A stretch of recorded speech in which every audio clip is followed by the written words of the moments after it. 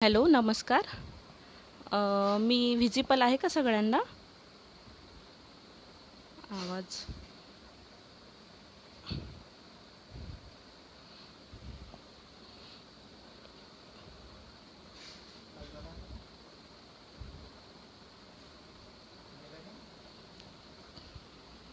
3-4.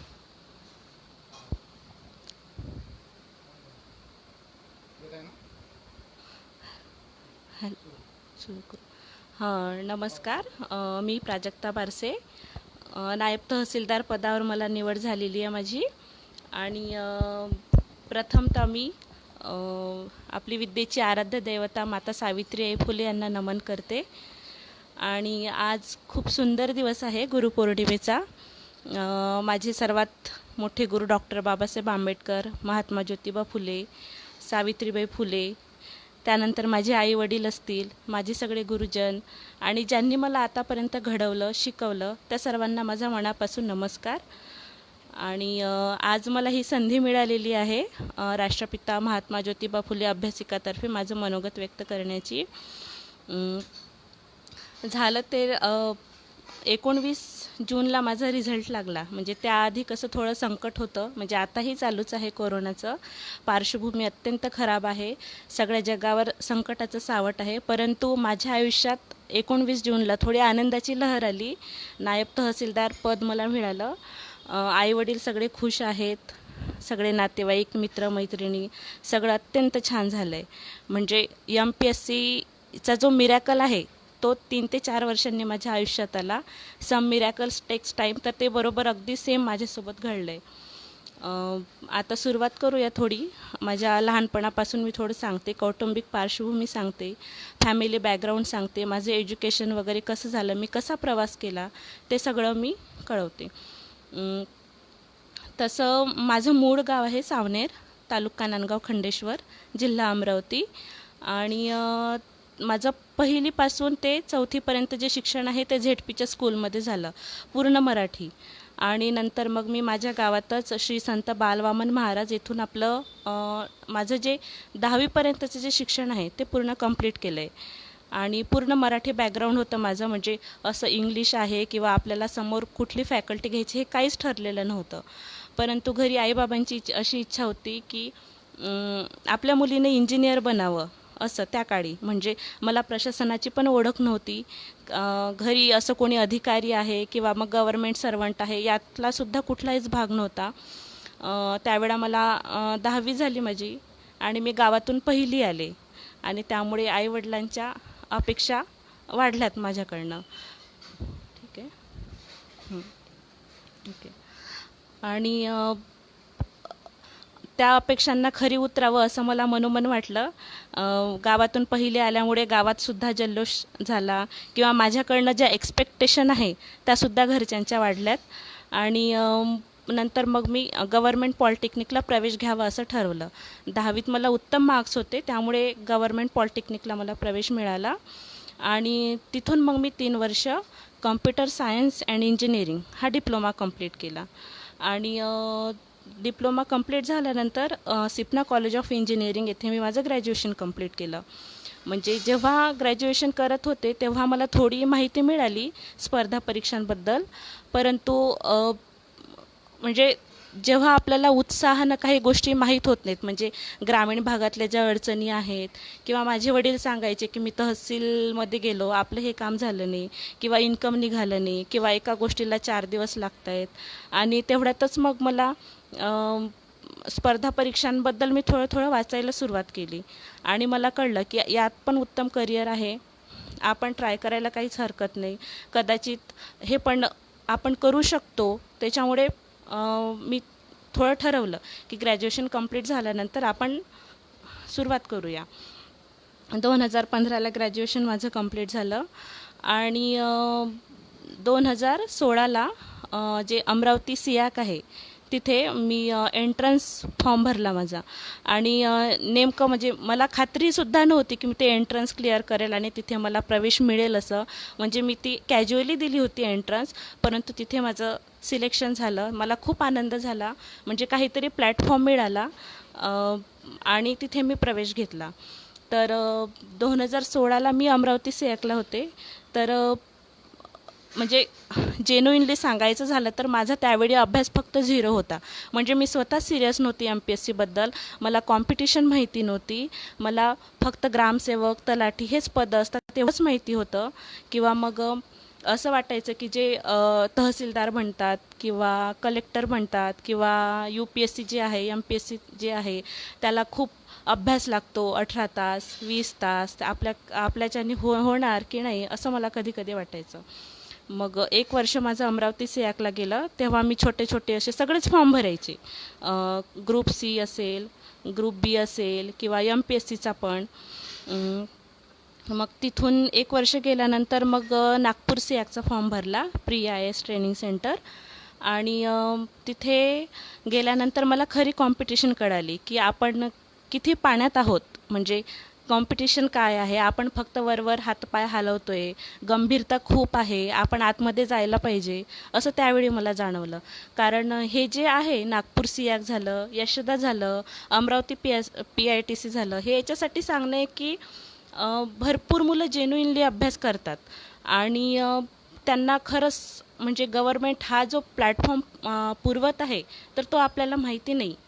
तर याबद्दल माहिती असायलाच हवी. कारण हे जे सियाक आणि PITC आहे ते खरं तर UPSCच्या मुलांसाठी आहे. पण तरी MPSCचे मुलं अभ्यास करतात. किंवा मग आपण प्रशासनात यायचं म्हटल्यानंतर पहिली पायरी आपली MPSC आहे. जर आपण पोस्ट काढली क्लास 2, क्लास 1 किंवा आपण समोरच्या पायऱ्या अगदी सहजतेने गाठू शकतो.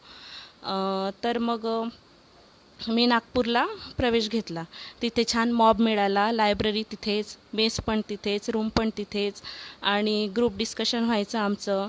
मग तिथून मी खरं तर अभ्यासाला माझी नव्याने सुरुवात झाली की पेपर पद्धती कशी असते, सिलॅबस कसा असावा किंवा जो बाकीचे जे मुलं अभ्यास करतायत तर ते कशा प्रकारे करतायत, आपण काय करायला पाहिजे, आपण फक्त बेसिक वाचतोय म्हणजे ॲडव्हान्स कसं व्हायला पाहिजे. किंवा मी पहिल्यांदा ग्रुप Bचा फॉर्म भरलेला, 100 प्रश्न आणि 1 तास. तर पहिला जो अटेम्प्ट होता त्यावेळी माझे फक्त 70 ते 75च क्वेश्चन्स जे आहेत ते सॉल्व झाले. तेव्हा मला कळलं की स्पीड वाढायला पाहिजे, मॅनेजमेंट कसं करायचं अशा प्रकारे. मग माझी एक चूक झाली, त्या चुकीतून मी पुढच्या वेळी ती चूक म्हणजे टाळली की आपल्याला कसं म्हणजे 100 क्वेश्चन्स आहेत, अटेम्प्ट आपले जवळपास 90 ते 95 व्हायला पाहिजे. आणि आणखी कुठल्याही एक्झाम असेल फॉरेस्टच्या किंवा मग ग्रुप Cच्या, त्या सगळ्या द्याव्या असं मी म्हणते. कारण अभ्यास जो आहे तो आपला आवाका खूप मोठा आहे MPSCचा आणि तिथून मग सुरुवात करणं हे खूप महत्त्वाचं असतं. त्या वर्षी मी नागपूरला असताना जवळपास बऱ्यापैकी 4 ते 5 मेन्स दिल्या. सगळ्या माझ्या प्रिलिम्स निघाल्या. फॉरेस्टची प्रिलिम्स दिली होती ती पण निघाली, मेन्ससुद्धा दिली. पण मेन्समध्ये स्कोअर थोडा कमी होता, 5 ते 10 मार्क्सनी माझं काय मेन्सचा जो फॉरेस्टचा जो आहे तो रिझल्ट राहिलेला. परंतु इंटरव्ह्यूचा मला फार छान अनुभव आला आणि त्या दरम्यान मी बऱ्याचशा मेन्स दिल्या. मग तरी यश हातात आलं नाही. म्हणजे STIची जी पोस्ट होती ते पण 4 ते 5 मार्कांनी माझी राहून गेली. आणि दुसरं असं की जो प्लॅन B असतो, म्हणजे माझं 2015ला ग्रॅज्युएशन झालं आणि 2017ला मी नागपूर PITCला होते. तेव्हा थोडं वाटायचं की प्लॅन B आहे आपल्याकडे. परंतु मग 1 वर्ष तिथून पुढे मी पुण्याला गेले. म्हणजे यशदा एंट्रन्सचा मी फॉर्म भरला आणि यशदाला खूप तिथे पण अशी कॉम्पिटिशन, गंभीरता की आपण काय करायला पाहिजे. खरंच म्हणजे फॉर्म भरल्यानंतर आपण परिपूर्ण अभ्यास केला. कधी कधी असं होतं की सारख्या प्रिलिम्स येतात. म्हणजे 8 दिवसांनी MPSCची पूर्वपरीक्षा असते आणि तिथूनच 8 दिवसांनी ग्रुप Bची पूर्वपरीक्षा असते. तर माझी चूक म्हणजे अशी की ह्या चुका सांगायचं एवढं कारण की ह्या चुका तुम्ही आयुष्यात कोणीच करू नये. म्हणजे दुसऱ्यांच्या चुकावरून शिकलो तर आपला वेळ भरपूर वाचतो. आणि MPSC पूर्वपरीक्षा दिली की असं वाटतं आपल्याला की भरपूर अभ्यास झाला आहे आपला, सगळे सब्जेक्ट कवर झालेले आहे. आणि तिथून 8 दिवसांनी जर दुसरा पेपर असला तर आपण थोडं रिलॅक्स राहतो की झालं आहे बाबा आपलं, किंवा आता नव्यानं वाचण्याची गरज नाही आहे. परंतु असं होतं त्या 8 दिवसातच आपण जे बेसिक कन्सेप्ट आहे तेच विसरून जातो. हां, आणि नेमकी आपली प्रिलिम्स 1 ते 2 मार्कांनी आपण अडकून बसतो. म्हणजे प्रिलिम्सच निघाली नाही तर मग आपण मेन्सचा अभ्यास कसा काय करणार किंवा कसा देणार. प्रिलिम्समध्ये खूप कॉम्पिटिशन आहे, त्या मानाने मेन्समध्ये खूप खेळायला वाव आहे. आपण आपलं योग्य परफॉर्मन्स देऊ शकतो. त्यामुळे मग प्रिलिम्सला अतिशय आपण म्हणजे खूप महत्त्व द्यायला हवं. तर ती चुकी मी 1-2दा केली आहे, परंतु आता परत कधी तशी करणार नाही. त्यावेळेस मी विचार केला. आणि हां, नंतर मग ह्या चुका सुधरवत मी यशदाला गेले. यशदाला गेल्यानंतर तिथे पण मॉप छान मिळाला, लेक्चर्स व्हायचे, लायब्ररी फॅसिलिटी पण व्यवस्थित व्हायची. आणि विशेष म्हणजे जे यशस्वी मुलं आहेत, म्हणजे काही काही आपला स्वतःचा उद्देश, जो स्वार्थी वृत्ती पण असावी MPSC थोडं, की आपल्याला यश मिळावं यासाठी आपण जे यशस्वी मुलं आहेत त्यांच्याशी बोलायचं, किंवा मग आणखी काही बुक लिस्ट हवी असेल किंवा मग कोणतं मार्गदर्शन हवं असेल तर स्वतःहून जाऊन बोलण्यात काहीच हर्ज नाही. त्याच्यामुळे मी स्वतःहून पुढाकार घ्यायचे, त्यांना विचारायचे, कॉन्टॅक्ट करायचे. आणि अशा पद्धतीनं मग प्रवास आपला थोडा थोडा हळू चालू झाला. तर 2017ला मी MPSCची पूर्वपरीक्षा दिली. ती पूर्वपरीक्षाच माझी म्हणजे 4 ते 5 मार्कांनी राहिली. नंतर मग यशदामध्ये असताना परत ही 2019ची ॲड आली आणि पूर्वपरीक्षेला मी जोमाने लागले. तेव्हा असं वाटायचं की पूर्वपरीक्षा जर निघाली नाही तर मेन्सचा अभ्यास करून काय फायदा. म्हणजे पूर्वपरीक्षा ही खूप महत्त्वाची आहे. त्यामध्ये GS आणि CSAT हे 2 विषय असतात. तर GSमध्ये आपले कोर सब्जेक्ट तर असतातच, पॉलिटी, इकॉनॉमी, हिस्ट्री, कि आणखी जनरल सायन्स असतं किंवा करंट अफेअर असतं. आणि दुसरं म्हणजे CSAT.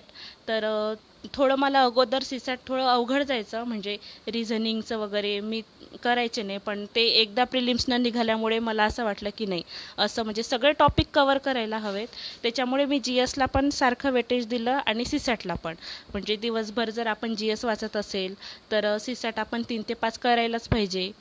पॅसेज सॉल्व व्हायलाच पाहिजे. म्हणजे आधी पॅसेज कसे असतात, 50 क्वेश्चन्स असतात पॅसेजला. तर त्यामध्ये जी ॲक्युरेसी असते पॅसेजची ती महत्त्वाची असते. म्हणजे CSATच्या पेपरला टाईम मॅनेजमेंट तर हवंच, परंतु जी ॲक्युरेसी आहे, म्हणजे कसं आहे, 80 क्वेश्चन जर असेल पॅसेजमध्ये CSATमध्ये तर अटेम्प्ट जनरली 65 किंवा 70पर्यंत होतात.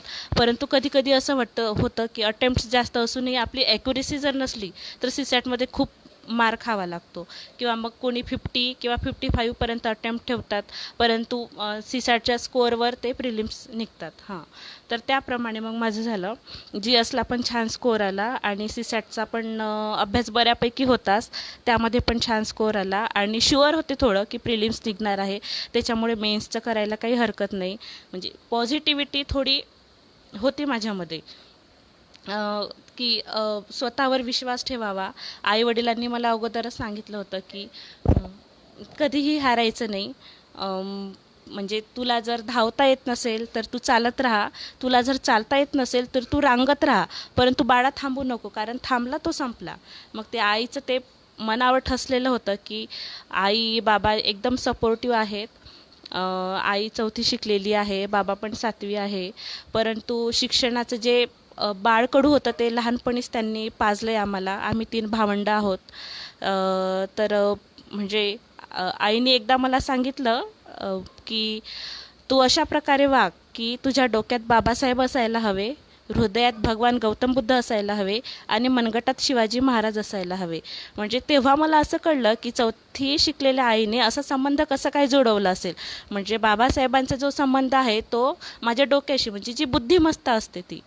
आणि जे भगवान बुद्ध आहे त्यांना शांतिप्रिय आहे, त्याच्यामुळे ते हृदयात असायलाच पाहिजे असं. तर हे जे बाळकडू आहे ते तेव्हाच मला मिळालेलं. आणि मुख्य म्हणजे मी आत्ता सगळ्यांना असं सांगू शकते की MPSC हे खूप अनिश्चिततेचं क्षेत्र आहे. म्हणजे प्लॅन बी असायलाच हवा, पण तुम्ही कुठवर पेशन्स ठेवता त्याला खूप म्हणजे महत्त्व आहे. माझ्या बाबतीत असं झालं, म्हणजे 2015ला मी ग्रॅज्युएशन कंप्लीट केल्यानंतर 3-4 वर्ष होऊन गेले होते, परंतु मला घरच्यांचा तर 100% सपोर्ट होता. आणि ज्या अदर्स ज्या बॅकग्राऊंडला गोष्टी असतात, नातेवाईक असतात, मित्रमैत्रिणी असतात, ते मी मुद्दाम टाळल्यात. म्हणजे नातेवाईकांशी बोलणं कमी झालं किंवा जे फ्रेंड्स असतात त्यांच्याशी बोलणं कमी झालं. आईला बाबाला प्रत्येक गोष्ट सांगायचे. आई जर मला भेटायला आली तर मी त्याला मुद्दामून लायब्ररी दाखवायला न्यायचे की बघा, म्हणजे मी एकटीच मुलगी नाही आहे अभ्यास करणारी, माझ्यापेक्षा पण खूप मोठे, खूप लहान, म्हणजे समवयीन लोक अभ्यास करतात. आणि त्या माध्यमातून तिला जाणवायचं की नाही, म्हणजे काहीतरी ह्या प्रशासनात आहेच, त्याच्यामुळे मुलं एवढा अभ्यास करते. म्हणून तिचा सपोर्ट मला बऱ्या प्रकारे. आणि आईवडील तर आपल्याला आर्थिक सपोर्ट तर करतात, परंतु मानसिक सपोर्ट हा खूप महत्त्वाचा आहे, तो द्यायलाच पाहिजे असं. आणि तो मला माझ्या घरून परिपूर्ण मिळाला, त्याच्यामुळेच हे यश माझ्या पदरात पडलं असं वाटतं आहे मला. हां, तर आपण पूर्वपरीक्षेबद्दल बोलत होतो. हां, तर पूर्वपरीक्षा माझी क्लिअर झाली. आणि तिथून मला 2 महिने होते म्हणजे मेन्सला. अगोदर माहीतच होतं मला की निघेल असं वाटतच होतं. त्याच्यामुळे जे कोअर सब्जेक्ट आहे, पॉलिटी झालं, हिस्ट्री झालं आणि इकॉनॉमिक्स वगैरे, हे सगळे मी थोडे थोडे करून ठेवले होते. आणि माझी पहिली मेन्स होती MPSCची, या अगोदर मी दिलेली नव्हती. म्हणजे बाकीच्या मेन्स दिलेल्या होत्या, STI दिली होती, फॉरेस्ट दिली होती, परंतु ही जी मेन्स आहे ही पहिल्यांदा देणार होती, त्यामुळे थोडी भीती पण होती. सिलॅबस बघितला, सिलॅबसची प्रिंट काढली, ती रूमला लावून ठेवली मी की नेमकं नवीन नवीन काय आहे. काही काही कीवर्ड्स असे असायचे, नेमकं त्याच्यात काय आहे ते पण कळायचं नाही. म्हणजे मीडिया नावाचा जर कीवर्ड असेल तर त्यामध्ये नेमकं काय वाचायचं, कसं करायचं. त्यामुळे मित्रमैत्रिणींचं पण मार्गदर्शन घेतलं किंवा इंटरनेटचा कसा वापर करावा ते. आणि दुसरी मुख्य गोष्ट म्हणजे जेव्हा आपण MPSCचा अभ्यास करतो तेव्हा आवाका खूप मोठा आहे. म्हणजे 800 मार्क्स आपल्या हातात असतात. मराठी इंग्लिश एक ऑब्जेक्टिव्ह असतो, डिस्क्रिप्टिव्ह असतो आणि मोठे मोठे 4 GSचे पेपर असतात, म्हणजे 150-150 मार्क्सचे. तर मला थोडा फायदा असा झाला, म्हणजे पहिली मेन्स असताना पण माझा क्लिअर जरा बरा होता, म्हणजे स्कोअर जरा बरा होता. तर असं मला वाटतं की या अगोदर मी STI मेन्स दिली होती, फॉरेस्ट मेन्स दिली होती, PSI मेन्स दिली होती, ASO मेन्स दिली होती. आणि बऱ्याचशा म्हणजे अशा सगळ्या ग्रुप सीच्या मी इव्हन 2018ला तलाठीची सुद्धा एक्झाम दिली. म्हणजे त्यावेळी असं वाटायचं की बेरोजगार नको, म्हणजे कुठलीही नोकरी मला मिळाली तरी थोडंफार काहीतरी इकॉनॉमिकली आपण स्ट्रॉंग होऊ असं तेव्हा मला वाटायचं. तर हाच फायदा मला थोडा झाला. म्हणजे STI मेन्स दिल्यामुळे इकॉनॉमीचे देसलेचं ते भलं मोठं बुक आहे ते बारकाईनं वाचून काढण्यात तर मला खूप सोपं गेलं. आणि ASO दिल्यामुळे पॉलिटीचं थोडा छान अभ्यास झाला. किंवा मग फॉरेस्टचा इंटरव्ह्यू हाताशी होता, किंवा मेन्स दिली होती त्याच्यामुळे ॲग्रिकल्चरचा जो पार्ट आहे किंवा मग इन्व्हायरमेंट आहे त्याचा अभ्यास माझ्या बऱ्यापैकी झाला होता, त्यामुळे तिथे मी थोडे निश्चिंत होते. तर मेन्समध्ये जे बाकीचे नवीन टॉपिक्स होते, लॉज आहेत, GS2 मध्ये लॉज आहेत, किंवा मग GS4मध्ये सायन्स अँड टेकचा पार्ट आहे, आणि मराठी इंग्लिश. तर मराठी इंग्लिशचा पण माझा बऱ्यापैकी अभ्यास झालेला होता. परंतु मी इथे सगळ्यांना सांगू इच्छिते की आता सध्या मला म्हणजे मराठी इंग्लिशमध्ये थोडे कमी मार्क्स आले. तर त्यावेळी असं झालं की जेव्हा मेन्स होती त्याच्या अगोदर मी फॉरेस्टची पूर्वपरीक्षा दिली होती. तर त्यावेळी मला प्रिलिम्सला कसं मराठी इंग्लिश असतं आणि माझा स्कोअर छान आला होता. म्हणजे तेव्हा मला असं वाटलं की मराठी इंग्लिश माझं स्ट्रॉंग आहे, किंवा मग थोडा ओव्हर कॉन्फिडन्स थोडा त्यावेळी मला झालं होतं की मराठी इंग्लिशची करण्याची काही गरज नाही, तू GSवर जास्त फोकस करायला पाहिजे. मला वारंवार सांगितलं होतं माझ्या मित्रमैत्रिणींनी की मराठी आणि इंग्लिश हा स्कोरिंग सब्जेक्ट आहे. तरी पण माझं थोडं दुर्लक्ष झालं, ही माझी खूप मोठी चुकी झाली. आणि 15-20 मार्क्स मला तिथेच कमी आले. म्हणजे तिथे जर 10-15 मार्क्स आणखी मला जास्त असते तर आणखी रँक वाढली असती माझी, असं झालं. आणि ही माझी चुकी झाली. आता मी परत असं कधीच करणार नाही. तुम्ही पण कोणी करूच नका. म्हणजे त्याच्यासाठीच मी सांगितलं की जर कोणी यशस्वी मुलं जर सांगत असतील की हा स्कोरिंग सब्जेक्ट आहे, जास्त फोकस करायला हवा, वाचायला हवा. म्हणजे MPSC स्पर्धा परीक्षा हे असं आहे, म्हणजे एखाद्या सायकलीसारखं आहे. जोपर्यंत आपण पायडल मारत असतो तोपर्यंत आपण कधीच पळणार नाही, हे आपल्याला माहिती आहे. त्याच्यामुळे अभ्यास करत राहायचा. म्हणजे एक्झाम आपली प्रिलिम्स निघणार, मेन्स निघणार. अभ्यास थोडा जरी थांबवला तरी ते MPSC आपल्याला धक्का देते की तुमची प्रिलिम्स 1 मार्कांनी राहिली, 2 मार्कांनी राहिली. म्हणजे आणि एक एक्झाम म्हणजे पूर्ण 1 वर्ष होतं. म्हणजे आत्ता जो हा रिझल्ट लागला, ह्या एक्झामला होऊन आम्हाला कमसे कम 1.5 वर्ष झालं. 1.5 वर्षानंतर आता कुठे आउटपुट मिळालं आहे, म्हणजे आनंद साजरा करण्यास काहीतरी वेळ मिळाला. म्हणजे ही जर प्रिलिम्स नसते निघाली तर आणखी मला 2 वर्ष तरी थांबावं लागलं असतं. त्याच्यामुळे वेळ पण खूप अनमोल आहे. म्हणजे टाईम इज मनी ही जी म्हण आहे ती खरोखर म्हणजे सार्थ आहे. तर अशा प्रकारे मग मेन्सच्या अभ्यासाला सुरुवात केली. स्टार्टिंगला कोअर सब्जेक्ट तर अभ्यासलेले होतेच. मग जे लॉज आहेत त्याच्या नोट्स काढून ठेवल्यात, किंवा सायन्स अँड टेक आहे ते नव्यानं पार्ट होता तो वाचायला घेतला. एकदा रिव्हिजन झाली, 2दा रिव्हिजन झाली. आणि बऱ्यापैकी मी असं वाचत होते, म्हणजे स्वतःला समजावत होते की तुझी स्मरणशक्ती चांगली आहे. म्हणजे कसं आपल्याला असं वाटतं की आपण एवढं वाचतो तर खरंच लक्षात राहील का, तेव्हा आपणच आपल्याला सांगायला पाहिजे की माझ्या स्मरणशक्तीवर पूर्ण विश्वास आहे. ती पॉझिटिव्हिटी म्हणजे जी एनर्जी आहे ती आपल्यामध्ये असायला हवी असं मला वाटतं. मी सांगायचे स्वतःला की प्राजक्ता हे तुझ्या लक्षात राहील, तू वाच. आणि एक ओन सॅटिस्फॅक्शन मिळतं जेव्हा सिलॅबस दिलेला असतो तेव्हा सगळे जे कीवर्ड्स असतात आपण ते सगळे सिलॅबस फोकस करून वाचला तेव्हा स्वतःचं असं सॅटिस्फॅक्शन असतं की नाही बाबा मी काहीच सोडलेलं नाही आहे. म्हणजे ह्यातून एक जरी प्रश्न आला तरी मी तो टॅकल करू शकेल. मग 50-50मध्ये जरी असेल तरी मी इलिमिनेट करू शकेल, किंवा मग अटेम्प्ट्स वाढतील माझे. आणि जर प्रत्येक पेपरमध्ये 5 ते 6 मार्क्स जरी वाढले तरी 4 पेपरचे 20 ते 25 मार्क्स होतात. आणि कधी एका पोस्टनंसुद्धा आपलं क्लास 1 पोस्ट जाऊ शकते किंवा क्लास 2 जाऊ शकते. अशा प्रकारे मग ते म्हणजे जो हा स्कोरिंग सब्जेक्ट आहे बाकीचा तशा प्रकारे मी नोट्स काढून मग ते रिव्हिजन करण्यावर भर दिला. आणि जे शेवटचे 2 महिने होते ते अत्यंत म्हणजे थोडे हेच गेले. जे त्यावेळी आम्ही पुणे युनिव्हर्सिटीला असायचो. मेस पण बंद झाल्या होत्या कारण उन्हाळा होता सगळे. मग बाहेर मेस लावायचो, कधी डबा यायचा नाही यायचा. हे तर आजूबाजूच्या छोट्या मोठ्या अडचणी असतात तर ह्या इग्नोर करायला पाहिजे.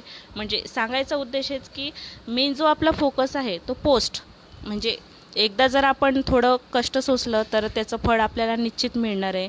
म्हणजे आई सांगायची की एवढं करता प्रामाणिक प्रयत्न करा, MPSCचा प्रामाणिक प्रयत्न करा. म्हणजे मला तरी आनंद वाटायचा MPSCचा अभ्यास करताना, म्हणजे कुतूहल वाटायचं.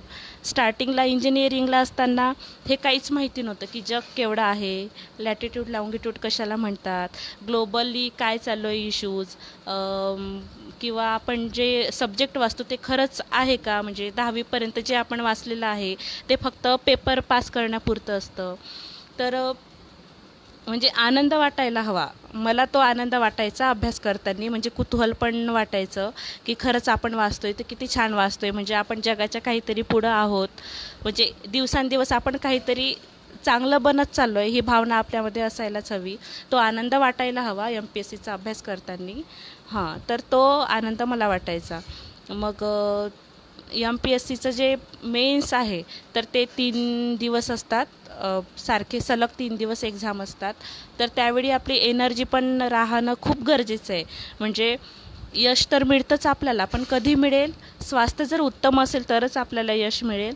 त्यासाठी आपण स्ट्रॉंग राहायला पाहिजे, पॉझिटिव्हिटी ठेवायला पाहिजे, उत्तम आहार पण असायला पाहिजे आणि ज्या बारीक सारीक गोष्टी असतात म्हणजे कुठले नातेवाईक असतील जे विचारतात आपल्याला नेहमी की काय करते तू, काय पास झाली की नापास झाली. इथे फक्त 2 ऑप्शन नाही आहे आपल्याला, पास की नापास.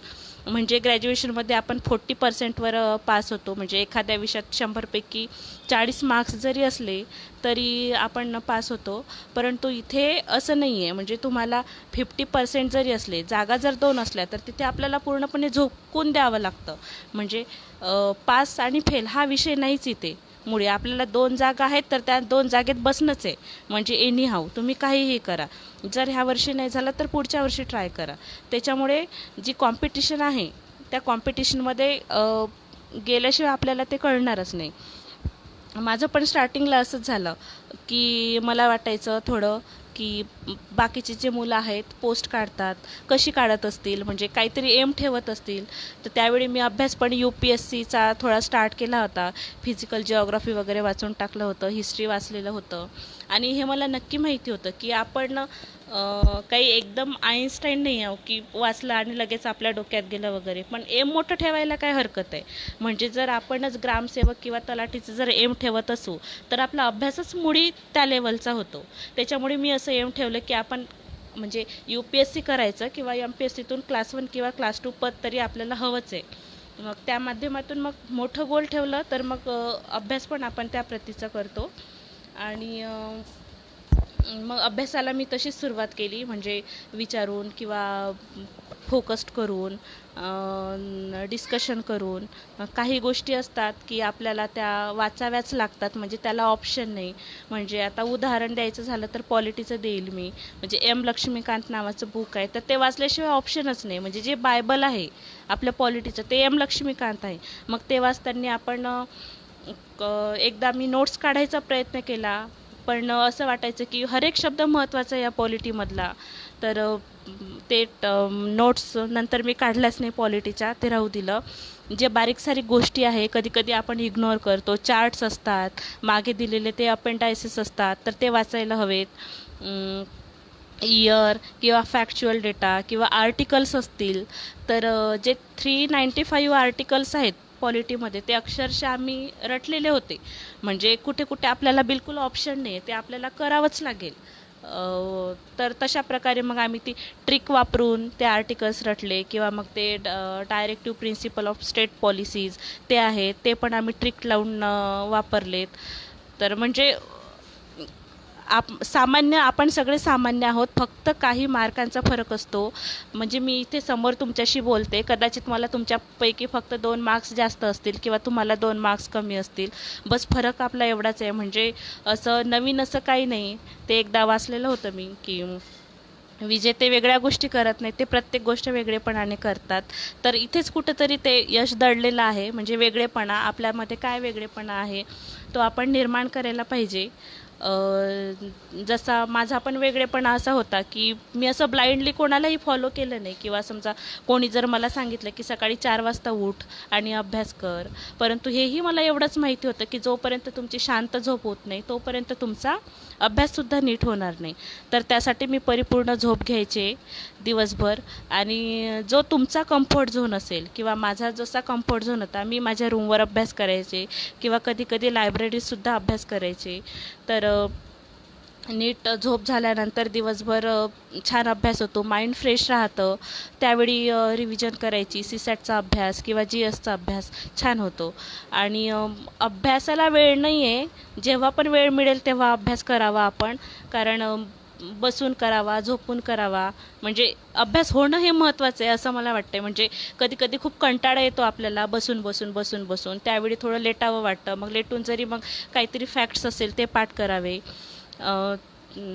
शेवटचे जे 1 ते 1.5 महिना असतो तो खूप महत्त्वाचा असतो, कारण डोक्यावर बरंच प्रेशर असतं MPSCच्या मेन्सचं.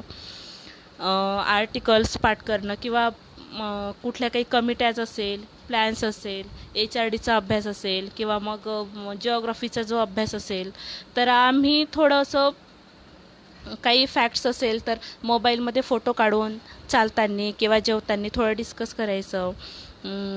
कुठलं काही करंट अफेअर्स असेल तर लोकसभा राज्यसभेच्या व्हिडिओज वगैरे बघायचो.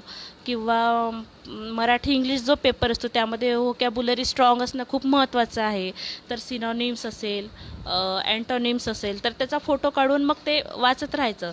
थोडं अगोदर वाटतं की एवढे हे वर्ड्स आहेत पाठ होतील की नाही, परंतु एकदा वाचलं दोनदा वाचलं की ते बरोबर आपल्याला येतं. म्हणजे थोडा अभ्यासावरच आपला विश्वास ठेवायला पाहिजे असं त्यावेळी झालं. मग 3 दिवस एक्झाम होती आणि एक्झाम परफॉर्म करताना मी केलेल्या चुका तुम्हाला मुद्दामून सांगेल ह्यासाठी की यानंतर कोणीही करू नये. म्हणजे मी केलेल्या चुका ह्या खूप म्हणजे आता त्या जर चुका मी टाळल्या असत्या तर कदाचित याच्यापेक्षा उत्तम पद माझं राहिलं असतं 15 ते 20 मार्कांनी. तर पहिला जो पेपर होता तो मराठी इंग्लिश होता. अभ्यास परिपूर्ण झालेला होता, परंतु माझी पहिली मेन्स होती. थोडं इफिशियन्सी पाहिजे होती, ती झाली नाही त्या मराठी इंग्लिशच्या पेपरला. घाबरले मी थोडं आणि 2 तासामध्ये आपला पेपर होणार की नाही असं करता करता मग ते माझा स्कोअर पण थोडा 10 ते 15 मार्क्सनी घसरला मराठी इंग्लिश ऑब्जेक्टिव्हमध्ये. प्रॅक्टिस पण थोडी कमी पडली. तो पेपर झाला. आणि डिस्क्रिप्टिव्ह जो पेपर असतो एसे वगैरे, तर याला पण आपलं सेम वेटेज द्यायला पाहिजे. म्हणजे काही टॉपिक्स आपण जेव्हा आपण तयारी करतो MPSCची तेव्हा काढून ठेवायला हवेत की कुठले करंटमध्ये चालू आहेत. काही सोशल इश्यू असतात ते तर आपण अगोदरच वाचून ठेवायला पाहिजेत. काही फ्रेजेस असतील किंवा मग सारांश लेखन आहे, मग त्यामध्ये आपण काय टाळायला पाहिजे, काय करायला पाहिजे असं ते पण आपण लक्षात ठेवायला पाहिजे. आणि दुसरी माझी चूक जी झाली ती पॉलिटीच्या पेपरला झाली, GS2ला. म्हणजे अभ्यास असं मला माहिती आहे की अभ्यास माझा खूप छान होता, परंतु जो 2 तासात जे 150 प्रश्न आपल्याला सोडवायचे असतात तर त्यामध्ये कमसे कम आपले 2 राऊंड तरी व्हायला पाहिजे.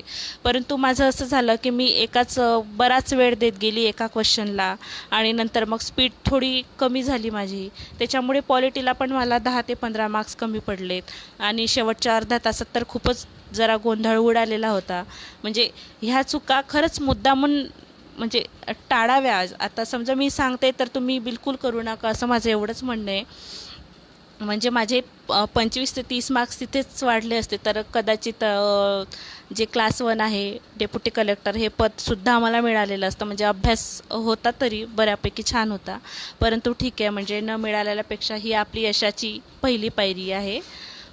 तर ते म्हणजे झालं हे खूपच छान झालं. नंतर मग बाकीचे ठीक आहे म्हणजे बाकीच्या पेपरला मला बरा स्कोअर होता आणि थोडा आत्मविश्वास वाढला होता की क्लास 1 नाही तर क्लास 2सुद्धा मिळेलच. आणि असं वाटायचं की खरंच आपण प्रामाणिक प्रयत्न केले तर काहीतरी मिळायला हवं. म्हणजे आपण आपले सगळे प्रयत्न करायला पाहिजे, मेहनत करायला पाहिजे. आणि म्हणतो ना की निसर्ग बरोबर करतो, निसर्गावर पण तुम्ही थोडा विश्वास ठेवा. तर हे असंच झालं आता माझ्यासोबत. त्याच्यानंतर मग इंटरव्ह्यूची तयारी करायला घेतली मी. स्कोअर बऱ्यापैकी होता, म्हणजे अनुमान निघत होते की क्लास 1 किंवा क्लास 2 मिळेल असं. तर मग इंटरव्ह्यूचा जो अनुभव होता तो एक हाती होता माझ्या. एक फॉरेस्टचा इंटरव्ह्यू मी या अगोदर दिलेला होता आणि हा जो होता माझा दुसरा इंटरव्ह्यू होता म्हणजे MPSCचा. तर त्यामध्ये ऑलरेडी तयारी फॉरेस्टच्या वेळी मी केलेली होती, परंतु खूप बरेचसे नवीन टॉपिक होते. म्हणजे जे पदं असतात त्याची माहिती काढणं अपेक्षित आहे किंवा मग बायोडेटा आहे. आणि विदर्भाचा आहे म्हटल्यानंतर काही ज्वलंत इश्यू असतात.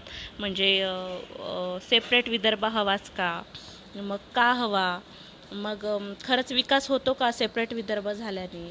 मग हे जे सेट आहेत हे आपणहूनच काढायला पाहिजे. म्हणजे खरंच मग बिहार वेगळं झालं आहे तर मग त्याचं ते डेव्हलपमेंट खरंच झालं आहे का. मग तुम्ही कसं काय म्हणाल की विदर्भ सेपरेट झाल्यावर त्याचा विकास होईलच. मग ते पण कारण आपल्याजवळ असायला पाहिजे. नक्षलिझम झालं किंवा शेतकरी आत्महत्या झालं, अमरावती म्हटल्यानंतर मेळघाट हे निघणारच. त्याच्यामुळे मग सगळं आपण ते काढून ठेवायला पाहिजे. कुपोषण का आहे, बालमृत्यू का आहे, मातामृत्यू का आहे. आणि मग एवढं असताना सरकार खरंच अयशस्वी ठरतं आहे का, मग ते आपल्याला विचारतात. मग तिथे आपण एक्सप्लेन आपल्याला करायला हवं हां असं. तर हा माझा इंटरव्ह्यूचा जो अनुभव होता तो खूप उत्तम होता. जेव्हा आपण ऐकतो बऱ्याचशा मुलांचे की मी हा इंटरव्ह्यू दिला, हे पॅनल होतं, ते पॅनल होतं.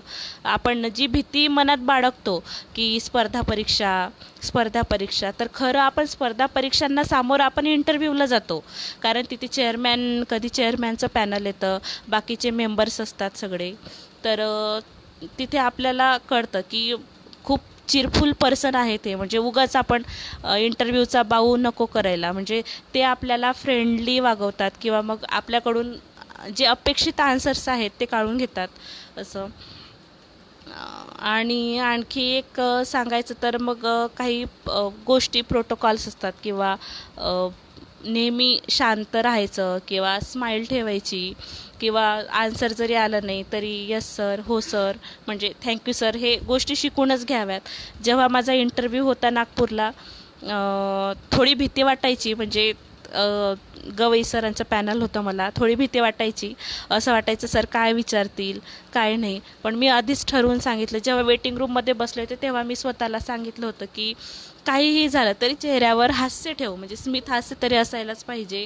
थोडं म्हणजे तू घाबरलेली आहेस असं दाखवायला नको. म्हणजे ओव्हर कॉन्फिडन्स नको, पण कॉन्फिडन्स ठेवायला काहीच हरकत नाही. आणि नेमकं तेच माझ्या कामात आलं आणि सरांनी मला छान मार्क्स दिले. शेवटचा इंटरव्ह्यू होता माझा. मला असं वाटलं मला कमी मार्क्स पडतील. सरांनी कमी वेळ घेतला. म्हणजे अभ्यास झालेला होता परंतु सरांनी 10 ते 15 वेळ इंटरव्ह्यू घेतला. तेव्हा मला असं वाटलं की किती मार्क्स देतील सर. आणि मग बाहेर येऊन सगळे विचारतात कसा गेला इंटरव्ह्यू, कसा गेला इंटरव्ह्यू. तेव्हा आपण सांगू शकत नाही की इंटरव्ह्यू कसा गेला, कारण मार्क्स सरांनी दिलेले असतात. परंतु आता मी सांगू शकते की त्यावेळचा इंटरव्ह्यू छान गेला असं. तर असा माझा अनुभव होता इंटरव्ह्यूचा. आता सगळ्यांना जर सांगायचं झालं तर जो पूर्ण MPSCचा प्रवास आहे हा म्हणजे एका दिवसाचा प्रवास नाही आहे हा. मला 3 ते 4 वर्ष लागले. 2017, 18, 19, 20 यासारखे बरेचसे म्हणजे एक्झाम्स देत आले मी. 1, 2, 3, 4 अशा सगळ्या. त्याचा परिपूर्ण फायदा मला MPSCमध्ये झाला. आणि संधी जी आहे ती आपल्याला एकदाच मिळते. म्हणजे एकदा प्रिलिम्स निघाली नाही तर आपल्याला पूर्ण 1-1.5 वर्ष वाट बघावी लागते. त्याच्यामुळे संधी हातातून जाऊ नये त्याच्यासाठी प्रत्येकाने परिपूर्ण अभ्यास करायला पाहिजे. म्हणजे जेवढा अभ्यास होईल, जेवढे टॉपिक्स कवर होतील किंवा कोणाला विचारून काही करता येत असेल तर ते नक्की करावे. असं म्हणतात की संधी एकदाच दरवाजा ठोठावते. जर संधी आपल्याला ऐकू आली नाही तर मी म्हणेल की आपण दुसऱ्या दरवाजाचा नक्कीच शोध घ्यावा. दरवाजे बदलले तरी काही हरकत नाही, परंतु संधीला जाऊ द्यायचं नाही. म्हणजे कुठलीही संधी असो हातात घ्यायची आणि यशस्वी व्हायचं असं. तर असं झालं. आता बाकीच्या जर काही गोष्टी असतील, काही क्वेरीज असेल तर मग विचारायला काही हरकत नाही. म्हणजे असेल तर असं.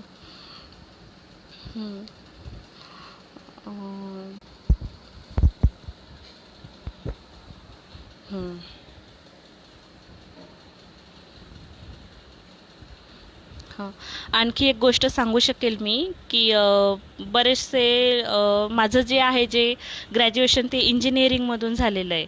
तर मला इंटरव्ह्यूमध्ये पण विचारलं होतं की इंजिनिअरिंगचा काय उद्देश आहे या फील्डमध्ये, किंवा मग तुम्ही जे इंजिनिअरिंगचे जे 3 ते 4 वर्ष होते तर ते वेस्ट झाले का. म्हणजे तुम्ही प्लॅन बी जो होता माझा तो इंजिनिअरिंग हा होता. आणि इंजिनिअरिंग असल्यामुळे मग थोडासा कॉन्फिडन्स होता की बाबा एक्झाम जरी एखादी एक्झाम म्हणजे ट्राय करू आपण 2 ते 3 वर्ष, निघाले तर फारच छान, नाही तर प्लॅन बी आहेच. परंतु आता जवळपास 4 वर्ष झालेले आहेत आणि सध्या मी माझ्या इंजिनिअरिंगच्या मैत्रिणींच्या पण कॉन्टॅक्टमध्ये आहे. तर 2 वर्षाचा गॅप चालतो, परंतु मग माझे 3 ते 4 वर्ष ऑलरेडी झालेले आहेत. त्याच्यामुळे मी कंपनी जॉईन करेल हा प्रश्नच नव्हता, कारण परतीचे दोर कापलेलेच होते.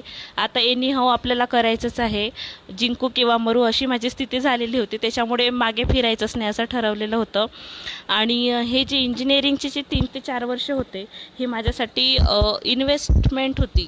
म्हणजे असं म्हणतात की आर्ट्सच्या मुलांना हे खूप भारी जातं, किंवा इंजिनिअरिंगच्या मुलांना सीसॅट सोपं जातं, किंवा जीएस किंवा शार्पनेस वाढतो, किंवा मग जे डिजिटलायझेशनचं जे युग आहे तर त्या माध्यमातून आपल्याला बऱ्यापैकी फायदा होतो. तर ही माझी इन्व्हेस्टमेंट होती त्यावेळी. आणि मला सांगायला अत्यंत अभिमान वाटेल की इंजिनिअरिंग असल्यावरसुद्धा मी यावर प्रशासनात यायचा डिसिजन घेतला हा अतिशय उत्तम होता. म्हणजे रुसोनी म्हटलेलं आहे की प्रवाहाच्या विरुद्ध जाल तर उत्तम कामगिरी कराल. त्यावेळी वाचलेलं होतं, पण आता ते खरं वाटायला लागलं आहे की प्रवाहाच्या विरुद्ध दिशेने मी गेली आणि उत्तम कामगिरी केली. म्हणजे असं मी स्वतः सांगत नाहीत, कारण 5 ते 8 दिवस झाले सत्कार चालू आहे. आईवडिलांना पण अत्यंत अभिमान वाटत आहे. म्हणजे गावातून किंवा तालुक्यातून मी पहिली नायब तहसीलदार आहे, त्याच्यामुळे त्यांना पण अत्यंत अभिमान आहे. आणि दुसरं म्हणजे आता पदावर निवड झालेली आहे, ट्रेनिंग होईल. आणि खरं यश कुठलं आहे माझं, तर मी म्हणेल की निवड होणं हे तर साहजिकच आहे. अभ्यास केला, निवड झाली. परंतु खरं यश कसं आहे, तर ग्रामीण विभागात आपल्या बऱ्याचशा समस्या असतात. त्यांना आपण वेळेची बचत करून जर काही गोष्टी जलद गतीने करता आल्या तरच ते माझं खरं यश राहील. आणि मी तुमच्याशी संवाद साधते, माझं ऐकून जर आणखी 10 ते 12 म्हणा की 20-25 लोकांना जर प्रशासनात यायची आवड असेल ते येतील, ते माझं खरं यश असेल. मी कधीही मदतीला तयार असेल तुमच्या सगळ्यांच्या. शक्य ती मदत मी करायला नेहमीच तयार राहील. त्याच्यामुळे कधीही काही विचारायचं असलं तर नक्की विचारा, मी ऑलवेज अवेलेबल राहील. तर आहेत का क्वेश्चन्स काही?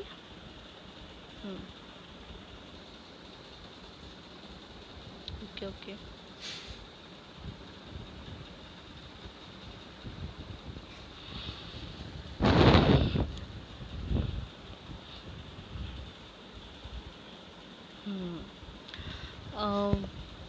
हा जो माझा सगळा प्रवास आहे तो सांगण्याची संधी मला मिळालेली. आज तुमच्यासोबत मी माझं मनोगत व्यक्त करते सगळ्यांसोबत. आणि ही जी संधी आहे ती राष्ट्रपिता महात्मा ज्योतिबा फुले अभ्यासिकातर्फे मला मिळालेली आहे. मला शेअर करायचंच होतं, कारण जे आपले यश अपयश असतात, म्हणजे खूप अडचणी येतात 3 ते 4 वर्षात, अप्स अँड डाऊन असतात. तर ते खरोखर म्हणजे जेन्युइन जे आपले अनुभव असतात ते सांगायला पाहिजेत. कारण बरेचसे मुलं जे आहेत ते ब्लाइंडली सगळ्यांना फॉलो करतात, तर ते करू नका. म्हणजे जे माझे अनुभव आहेत ते मी सगळे तुम्हाला सगळं खरं खरं सांगितलं आहे. त्याच्यामुळे मग कुठलं काय बुक वगैरे बुक लिस्ट असेल, किंवा मग कसा अभ्यास करावा टेक्निक आहे, किंवा आणखी काही इश्यूज असतील तर मग ते मी माझ्या अनुभवाद्वारे मी सगळे तुम्हाला सांगेल. किंवा मग काही आणखी कोणाला काही अडचण असेल तर मी नक्कीच मदत करेल. अशा प्रकारे जो हा माझा प्रवास आहे तो अत्यंत सुंदर म्हणजे मला वाटला. आणि त्याचं आता यश जे आहे ते अजूनही मी साजरं करते. ही जी संधी आहे ती राष्ट्रपिता महात्मा ज्योतिबा फुले अभ्यासिकेतर्फे मिळालेली आहे. त्याच्यामुळे त्यांचं मी खूप खूप धन्यवाद करते त्यांना. आणि जो काही माझा वाटा राहील ते यानंतर पण मी समाजाला देऊ इच्छिते. आणि तुम्ही पण सगळे विचार करा, प्रशासनात या, सगळ्यांचं वेलकम आहे. आपण सगळे सोबत मिळून काम करूया. आपल्यासारख्या नवयुवकांची गरज आहे प्रशासनाला. त्याच्यामुळे एकाच पायरीवर थांबायचं नाही, पायऱ्या गाठत राहायच्या. एक पायरी मिळाली तरी भरपूर आहे. आपण समोर आणखी पायऱ्या गाठू. म्हणजे बेरोजगार, आता सध्या मला ही पोस्ट मिळालेली आहे, बेरोजगार हा शब्द जो आहे माझ्या नावाला लागलेला होता तो आता उतरलेला आहे. त्याच्यामुळे मी समोरची सुद्धा तयारी करू शकेल. तुम्ही पण असंच टप्प्याटप्प्यानं यश गाठायचा प्रयत्न करा. आणि काही मदत लागली तर नक्की सांगा, मी ऑलवेज अवेलेबल आहेत. हां, ठीक आहे. मग करायचं.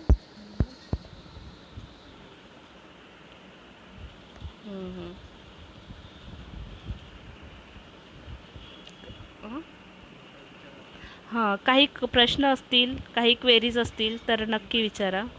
आहेत का? अच्छा अच्छा, लिहिले आहेत का?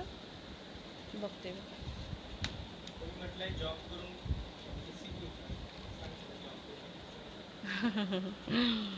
हां, जॉब करून MPSC होईल का? तर मला सांगायला आवडेल की जर जॉब कुठला आहे यावर डिपेंड करतं. म्हणजे तुम्ही इंजिनियर आहात, तुम्ही डॉक्टर आहात, की तुम्ही MPSCतूनच तुमची पोस्ट असेल. आता माझ्या अनुभवातले बरेचसे माझे मित्रमैत्रिणी असे आहेत की ते STI आहेत, PSI आहेत, ASO आहेत. तर मग तुमचं डिपार्टमेंट MPSCचं असं आहे की तुम्हाला मग मेन्सला किंवा प्रिलिम्सला एक म्हणजे जी कायद्यात बसेल ती रजा तुम्हाला मिळणार. त्याच्यामुळे मग अभ्यास करायला काहीच हरकत नाही आहे. आणि मिळेल तो वेळ किंवा हॉलिडेज टाकून तुम्ही अभ्यास करू शकता. आता मला तर पूर्ण वेळ अभ्यासालाच होता, त्याच्यामुळे काहीच हरकत नव्हती. म्हणजे सकाळी किंवा रात्री मी कधीही अभ्यास करायचे. परंतु ऑलरेडी तुम्ही पोस्टला असाल तर MPSCतून असाल तर ऑलरेडी तुमचे कोअर सब्जेक्ट झालेले असतात. आणि 1.5 ते 2 महिन्यांचा रजा जर कायद्यात बसत असेल किंवा मग संडे असतो, सॅटर्डे असतो, तेव्हा पण अभ्यास करून आपण तयारी करायला काहीच हरकत नाही असं वाटतं मला. आणखी असं कुठलं?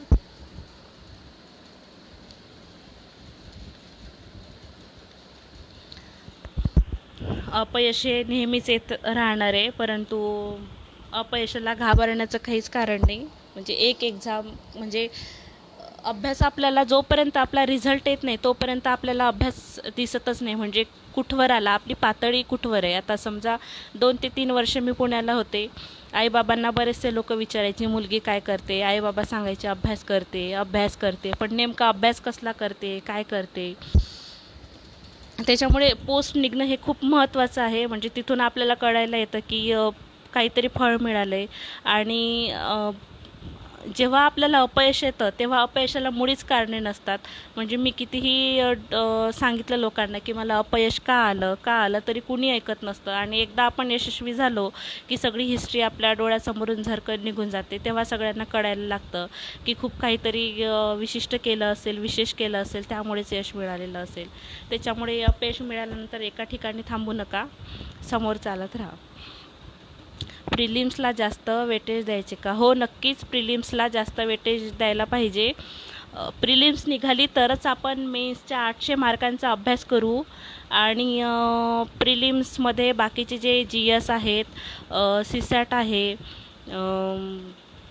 50-50% वेळ तुम्ही मॅनेज करायचा. म्हणजे GS आहे तो सकाळचा वेळ किंवा मग जो आपला पेपर असतो MPSCचा म्हणजे 11 ते 1 आणि 3 ते 5 जो CSATचा पेपर असतो. तर अशी आपल्या बॉडीला सवय लावायची. किंवा कधी कधी असं वाटतं की 3 ते 5 हा झोपण्याचा टाईम आहे, तसं आपलं होऊन जातं. त्याच्यामुळे पेपरच्या कमसे कम 1.5 ते 2 महिने अगोदर 3 ते 5 जागी राहायला, म्हणजे कॉन्शियस माइंड ठेवायला पाहिजे. 1 तास CSATचा पॅसेजचा सराव करावा, 1 तास रिझनिंगचा सराव करावा, ॲप्टिट्यूडचा. माझा CSATचा अभ्यास करताना मी व्हिडिओज बघायची यूट्यूबवरचे. परंतु आपण सारखे सारखे व्हिडिओज बघू शकत नाही. म्हणजे एखादी ट्रिक आपल्याला मिळालेली तर ती लिहून ठेवावी किंवा परत बघायचं काम नको त्या व्हिडिओजला. आणि पॅसेज जे आहे ते ॲक्युरेसी महत्त्वाची आहे. टाईम ॲक्युरेसी वाढवायची अगोदर. खरंच आयोगाने जे आन्सर्स दिले आहेत ते कसे दिले आहेत, का दिले आहेत, आपण कसा विचार करतो, आयोगाला काय अपेक्षित आहे, तर तो जो ट्रेंड आहे तो आपण समजून घ्यायला हवा. मार्केटमध्ये बरेचसे पब्लिकेशन्स आहेत CSATचे, GSचे क्वेश्चन्स पेपर आहेत. तर ॲनालिसिस दिलेलं आहे. परंतु जे आयोगाचे जे प्रिव्हियस इयर क्वेश्चन्स असतात तर ते म्हणजे त्याला ऑप्शनच नाही, ते करायलाच पाहिजे.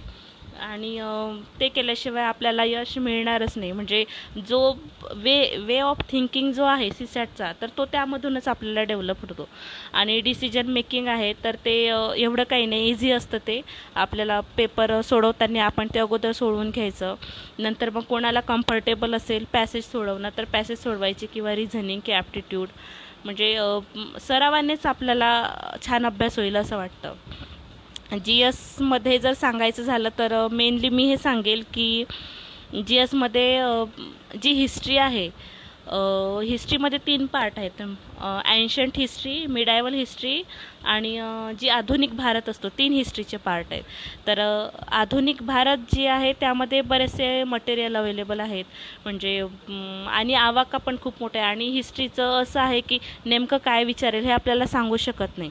परंतु ॲज कम्पेअर आपण ॲन्शंट हिस्ट्रीचं जर बघितलं तर एक जरी NCERT वाचली तरी 4 ते 5 क्वेश्चन सॉल्व्ह होऊन जातील आणि तिथेच आपण 10 ते 12 मार्कांनी बाकीच्यांच्या समोर राहतो. त्याच्यामुळे मेन प्रिलिम्सला जो फोकस आहे तो हिस्ट्रीवर द्यावा आणि सायन्स जे आहे त्याच्यातले जे काही प्रॉब्लेम्स असतील किंवा काही कन्सेप्ट्स असतील, काही टेक्निक असतील तर ते नीट करावं. आणि करंट अफेअर जे आहे ते पूर्ण एका वर्षाचं करून ठेवा. म्हणजे मी परिक्रमा वाचलेल्या होत्या, 4 ते 5 वेळा माझ्या रिव्हिजन झालेल्या होत्या. म्हणजे असं सुटायला नको की मी हे वाचलेलं नाही आणि नेमका तोच प्रश्न आला. असं होतं बऱ्याचदा, आपण एखादा पॅसेज सोडतो किंवा एखादा चॅप्टर वाचत नाही आणि त्यातलेच 2 प्रश्न येऊन पडतात. त्याच्यामुळे असं आपल्याला गिल्टी फील व्हायला नको, त्यामुळे सगळं कवर करून घ्यायचं. त्यामुळे मग यश आपल्या पदरात पडेलच प्रिलिम्सचं. आणि नंतर मग आपण मेन्समध्ये आपल्याला भरपूर स्कोप आहे. म्हणजे 800 मार्क्स हे खूप झालेत म्हणजे. आणि MPSC संपूर्ण सिलॅबस दिलेला असतो ऑलरेडी, परंतु तुमची इनर ब्युटी जी आहे ते सुद्धा तपासली जाते MPSCच्या मेन्समध्ये. म्हणजे तुम्ही सिलॅबसचा अभ्याससुद्धा करताच, त्याचप्रमाणे अभ्यास केल्यानंतर तुम्ही विचार कसा करता, ॲज अ ह्युमन म्हणून तुम्ही काय विचार करता ते सिलॅबसच्या अगोदरच त्यांनी सांगितलेलं असतं की नॉर्मल अभ्यास न करताही तुम्ही पेपर देऊ शकता, ते पण तेवढंच योग्य आहे. पण सिलॅबसची आणि आपल्या ह्युमॅनिटीची, इनर ब्युटीची जोड दिली तर आपण उत्तम मार्क गाठू शकू. आणखी एक प्रश्न आलेला आहे की MPSCमध्ये ॲनालिसिस महत्त्वाचं आहे का? तर मी म्हणेल ते डिपेंड करतं. आपली जी प्रिलिम्स आहे त्यामध्ये फॅक्च्युअल डेटा पण विचारतो, ॲनालिटिकल क्वेश्चन्स पण विचारतात. आणि ॲनालिसिस हे यासाठी महत्त्वाचं आहे की आपले जे व्ह्यूज आहेत ते डेव्हलप होतात आणि याचा खरा फायदा आपल्याला इंटरव्ह्यूला होतो. म्हणजे एखादं काही क्वेश्चन्स असतील तर तिथे आपल्याला हो नाही म्हणून चालत नाही, तर त्याचं एक्सप्लेनेशन आपल्याला यायला हवं. ॲनालिसिस जर करायचं असलं तर दररोज डेली पेपर वाचन झालं, त्यामधून आपल्याला करंट अफेअर्सचा फायदा होतो. लोकसत्ता किंवा महाराष्ट्र टाइम्स जर पेपर वाचत असाल तर करंट अफेअर्सचा म्हणजे अभ्यास होतो. आणि दुसरी गोष्ट म्हणजे पेपर वाचण्याची जी सवय आहे ती CSATला भरपूर कामी पडते, कारण पॅसेज जे कॉम्प्रिहेन्शन असतं तर त्यासाठी त्याचा उत्तम फायदा होतो. त्यामुळे ॲनालिसिस करणं अत्यंत महत्त्वाचं आहे. रॅटिफिकेशन इम्पॉर्टंट अंडरस्टँडिंग ऑफ सब्जेक्ट.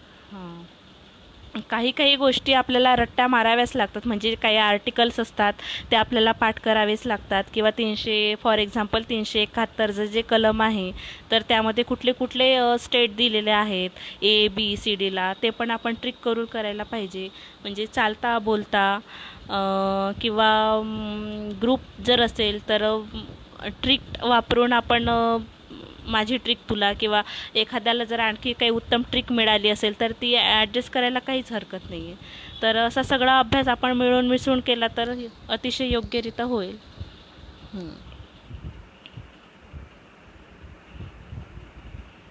आणखी काही प्रश्न आहेत का सर?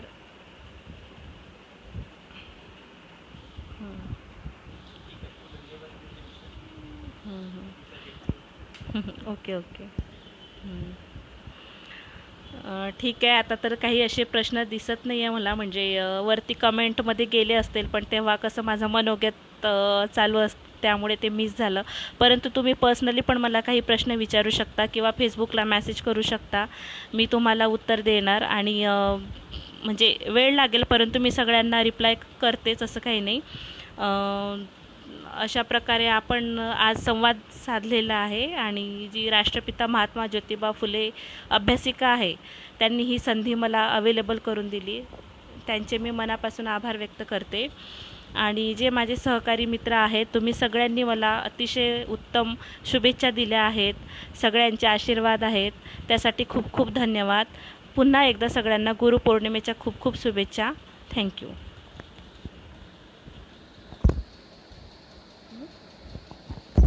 बोलते.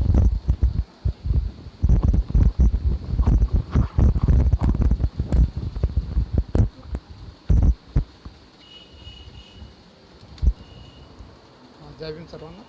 मॅडमने आपल्याला खूप अनमोल असे मोलाचे मार्गदर्शन केले आहे. त्याबद्दल राष्ट्रपिता महात्मा ज्योतिबा फुले अभ्यासिकातर्फे मॅडमचं खूप खूप धन्यवाद, खूप खूप आभार. थँक्यू.